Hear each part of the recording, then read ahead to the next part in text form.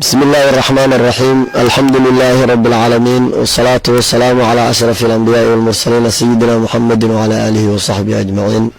وبعد، إخوة الأعزاء ضمان بالشرع عندما سنيسة موضوع الباوتة ضمان تروح لنا. السلام عليكم ورحمة الله تعالى وبركاته. وبدي عرورينتا تبرعادة باسمها يضيع تركة دكسية القرآن الكريم سعادة دارين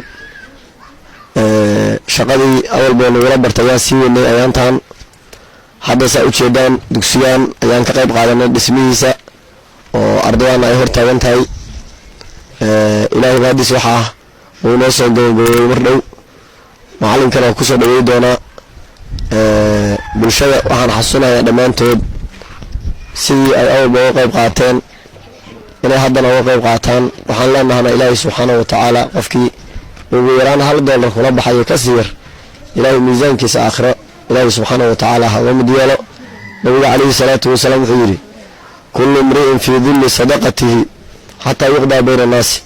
qof kastoo mu'mina qiyaamaha markii la tago sadaqadiisa ayuu harsa doonaa ilaa ummadda la kala xumiyo. markii maxsharkii iyo dhibaatadaas ay jirto qof walba sadaqadiisa ayaa maantaas hoos u noqonaysa. waxaan leenahay si gaar ah waxaan rabaa inaan xasuusiyo dadkii bulshadii aan u qaybinay waraaqadaha halka $1 ay ku qoran yihiin. waxaan leenahay walaalayaal ka qayb qaata ha goynina, halkii $1 wuu idin socdaa, sadaqa jaariya weeye. wixii hal qof dhibaatad badan ma dhibaan. meesha lagu dhisaya waa meel ugu khayr badnado meesha kalaamka ilaahay lagu dhigayo subxaanahu wa tacaala. waxaan rabaa inaan kusoo dhaweeyo bacda معلمك دكسية معلم محمد شيخ عمر. بسم الله، الحمد لله والصلاة والسلام على سيد السادات وعلى آله وصحابته الكرام أجمعين، وبعد. يقول الله تبارك وتعالى في محكم تنزيله وهو أصدق القائلين: وتعاونوا على البر والتقوى ولا تعاونوا على الإثم والعدوان واتقوا الله إن الله شديد العقاب. صدق الله العظيم. إخوة الكرام، waxaan aad iyo aad ugu mahad celinaynaa ilaahay subxaanahu wa tacaala madrasada dhisideeda iyo binaheeda noo suurtageliyey. allahaas ayaa ku xamdinaynaa. maxaa yeelay ilaahay wuxuu leeyahay la in shakartum la aziidannakum wala in kafartum inna cadaabi la shadiid.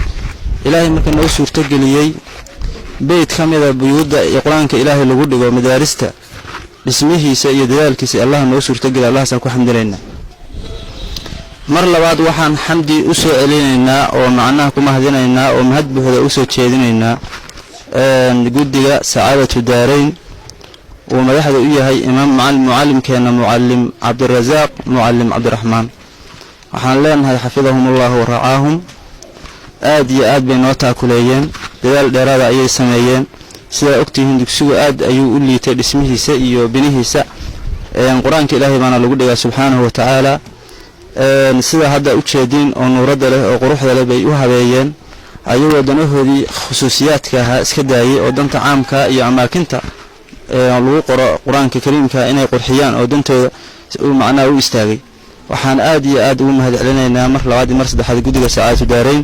waxaan u soo jeedinaynaa bulshada dhammaan meel kastay joogaan inay loo kaalmeeyo oo nimankaas dadaalka ay sameeyeen guddigaas lagu taakuleeyo dibad iyo dalba.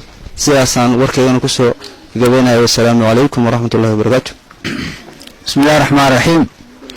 اللهم صل على سيدنا محمد وعلى آله وصحبه وسلم. ujeedkeena akhyaarta hore sheegtay meesha waxaa u nimid iyo arrinteena saa garan kartaanba meesha waxaa u nimid dugsiyaasha qur-aanka in wixii tabarteena aan kor u qaadno. qur-aanku ilaahay wuxuu yidhi wainahu ladikrun laka waliqawmika wasawfa tus'aluun. nabi allow qur-aanku wuxuu ku yahay sharaf, waliqawmika sharaf u yahay, wasawfa tus'aluuna waa la weydiin doonaa. qof walba wuxuu ka qaatay suu u camal falay, suu u tacdiimiyey, suu u taakuleeyey.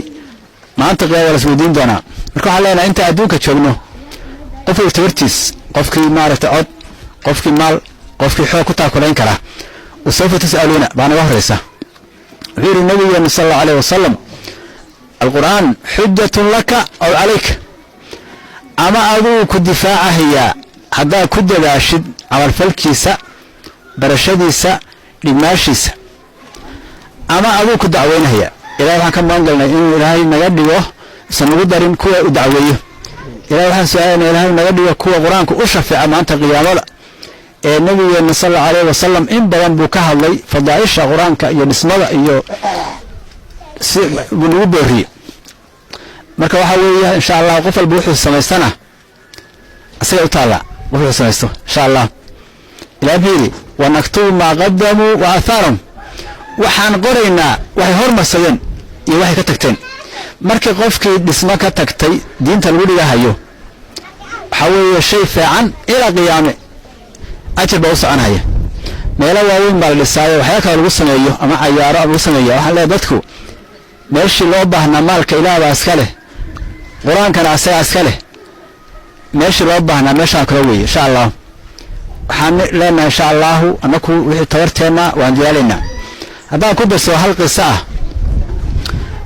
waxay yidhaahdaan nin baa carruur badan lahaa xoolo yarna waa lahaa ari yar iyo rati buu lahaa carruurta waxaa lihi dugsi qur-aan buu geystay markay dugsi ka yimaadaan oo xaafadda yimaada wuxuu yidhahda warrama maalin halkee maraysaan aba alifkaa noo dhammaaday alaabartaa noo dhammaatay xisib baa noo dhammaaday tus baa noo dhammaaday markii meel gaaraanba ariga afartiga ahre neef buu qalaa baa lihi oo ardada u qalaa oo qur-aan ku tacdiiminahayo markii waxaa lihi arigii uu ku dhameeyey maanta wuxuu yidhi halkee maraysaan maandhoweysaa suuratu raxmaan soo diyaado suuratu raxmaanna marayna ninkii waa fekeray arigii waa dhammaaday hal ratiyaa xoolaga haray wixii suuratu raxmaan bal waxaan ku tacdiin lama arko ku weyneeyo ratigiibu u qalaaliyay ardaygu u qalay iyo macallinkii u qalay hadda waxaa lihi markii ariga dhamaysan iyo carruurta dhamaysaye maxaa samaynaysaa wuxuu yidhi arrintaas ilaah bay u taallaa waxaan rajaynahayaa inaan khayr baan ku gaaro ninkii waxaa lihi qoryo doontay geedaynu soo qaatay gurigu keentay markuu ardaa inu jabiyo geedka waa kala dilaacay sawaxay waa dahab baa ka buuxa waxaa ku taallaa dahabkan waxaa iska leh ninkii tacdiimiyey suuratu raxmaan baa iska leh halkaasoo markaa ninkii fakriga ahaa saaray carruurta diinta ugu baratay marka waxa weeye arrintan insha allahu arrin waxaa weye ilaahna waafajiyey waxaana adduun aakhira insha allah ku guulaysanayna waan socon doontaa dadka islaamkana waxaa leenahay arrintaas qof walbaba waxaan ku boorinaynaa inuu ka qayb qaato hadda waxaan wax ku wadno badanaaba waa $1 oo dadka khiyaara abarba u qaybin isma tuuraan maa ku wadnaa insha allah waa way doonaa haddii la qadaro intii ka qayb qaatana waxaan leenahay khayr badan allah ka siiyo adduun aakhirada allah ka siiyo allah ku barakeeya lana maalka diintooda insha allah macallinkana waa u tahniyeynaa iyo ardaydiisa khayr badan waxaan leenahay allah ku jaaseeyo wabillahi tawfiiq wasalaamu calaykum waraxmatullaahi wabarakaatuh